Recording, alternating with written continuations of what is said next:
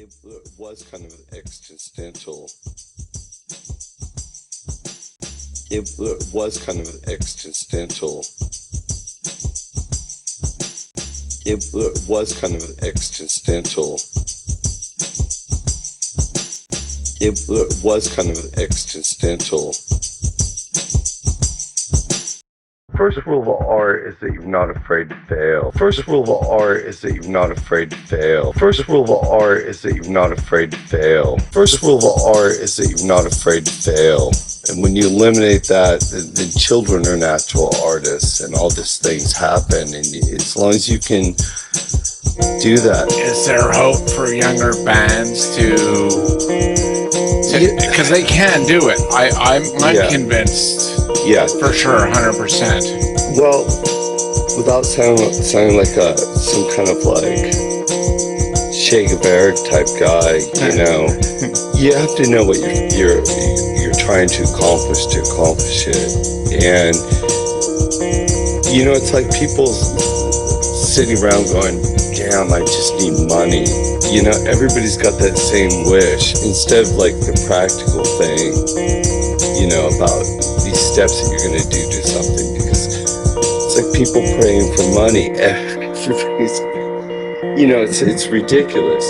So I think if it bans young people in general, if it's possible, especially, you have to remember, like when I was young starting bands, you know, $150, $200 got you a room in one of these San Francisco flats. Shared housing, shared rehearsal, shared vehicles, share equipments, PAs, whatever, and then share your connections. You share your resources. That's your best bet for success, is to build an ecosystem, because it is true they've turned everything into this like do-it-yourself, do it at home on your laptop, go viral on TikTok, it's you. It's kind of BS, because music is an ecosystem, and there'll never be a venue that just waits for you, a record store that just opens up just to sell your thing, you know? And so it's this whole ecosystem. It's actually, and bands never get this, it's actually in your best interest to help people out, because a healthy live music scene and appreciation for live music is the quickest ticket to get everybody in town signed. If your city is kicking off like Seattle or something, San Francisco, and these places, it goes around from time. New York, here's the Strokes and all their buddies. It just goes around where there's this like, what you're basically doing is you're creating culture, and it's really important to understand those things more than emulating other people's past, because it's all an illusion. You know, I knew that in the beginning. Were there any albums that were influencing you from a production? I know you're going to say no right away.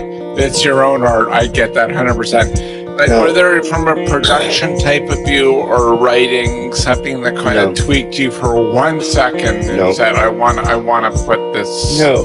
Well, I'll just work for a certain amount of time, and then I put it down, because I think the process, the most important thing, is that you have to apply that same kind of desire and energy and commitment that you had when you wanted to teach yourself to play music, when you wanted to have a band, you wanted to go for it, that you weren't going to give up. And because everything isn't great, and I don't care what the Rolling Stones say, because that album sank with all the money in the world. It sank in less than 2 weeks. That thing was just out of sight, out of mind, which isn't a great achievement. It just showed you that it was like this spectacle from this thing, and I don't want to do that. You know, I want to try and make something that I believe in, for whatever reason. Now, as point of reference is, yet sometimes I was like, I really like that song, Rain by the Beatles.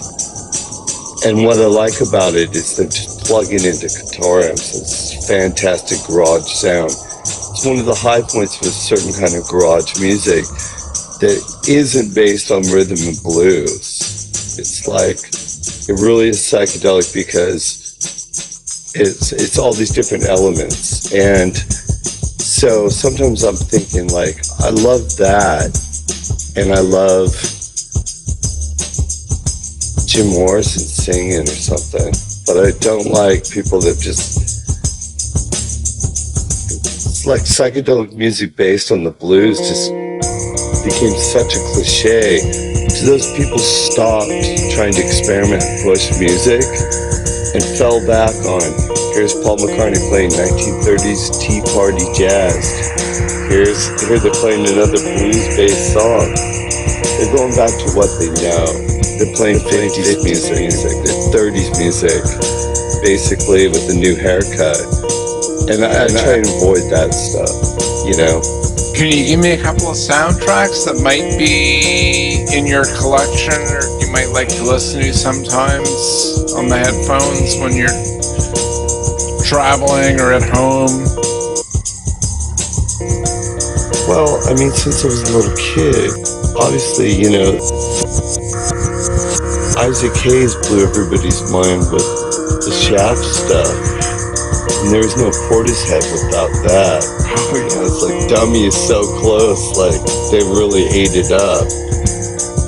And of course, I love all Ennio Morricone stuff. Not all of it, but most of it. I find that really beautiful, and I like how he mixed up all different kinds of things, and working with a crew, and just the ridiculousness of it. You know, with these screaming voices,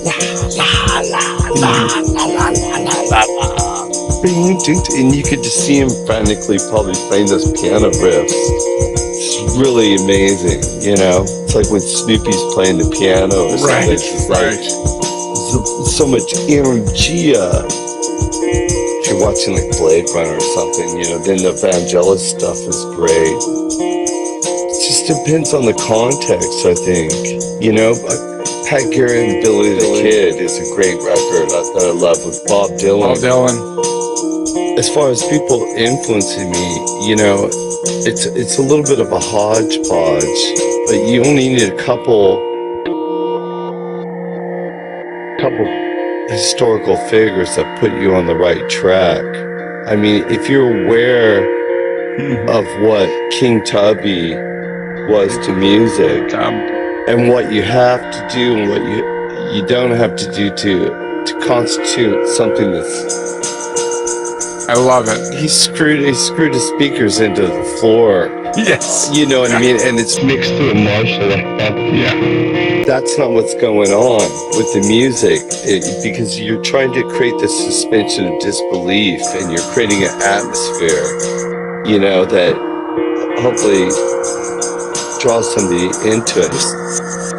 Phil Spector's another person, and all the echoes of that, of just reconstituting what is, you know, this isn't a bass, it's 4 basses playing, it's 5 pianos, you know, it's all this different thing.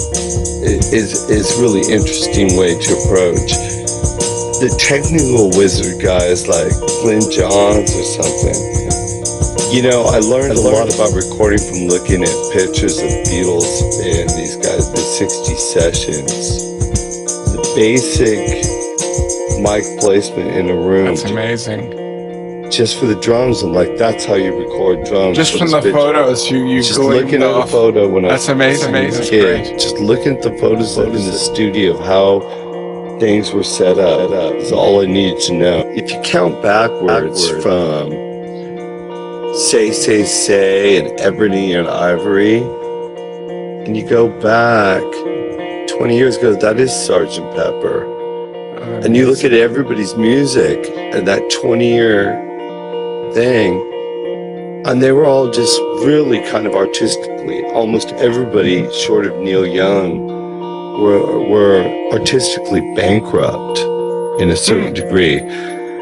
Maybe not Yes, because they morphed into this like technological thing. You know what I mean? There's a couple of these prog rockers that morphed. You know, you got Peter Gabriel doing So and all this different stuff. But most people, you know, what, the Kinks Come Dancing, Touch of Grey, some which is amazing. Kokomo from the Beach Boys. No, those are horrible songs. Yeah. How far did Tim Horton fly out of his car when they found him? That's an amazing reference. He was a hell of a hockey player. He was a hell of a rocket. He went like 163 feet away from his car. That's an amazing, amazing information. They kept his autopsy report until. Here comes the conspiracy stuff. No. Stanley Cup until they won the next Stanley Cup. No, they locked that down until like it was like. I love this. Not that many years ago. This is fantastic. He was like 3 times over the limit and mega amphetamines.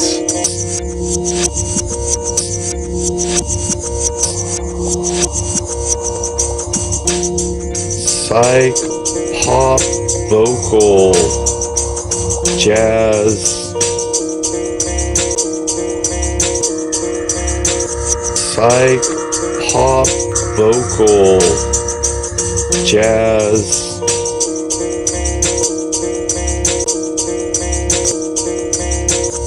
psych, pop, vocal, jazz.